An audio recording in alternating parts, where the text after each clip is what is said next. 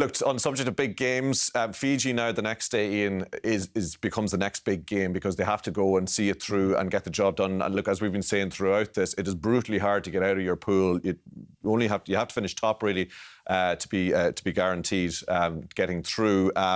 So is it about resetting and kind of putting this game to bed, not thinking that the job is done?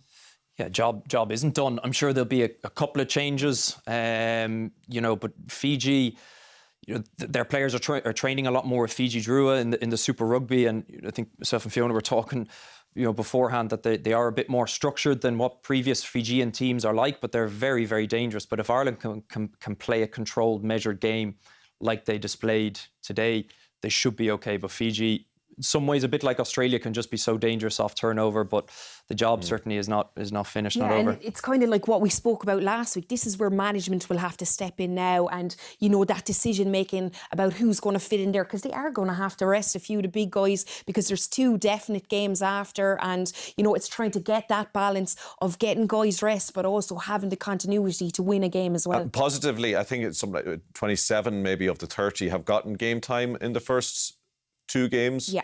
So they'll be raring to go. Yeah, and to be fair, everyone that came off the bench today, I thought had an impact on the game as well.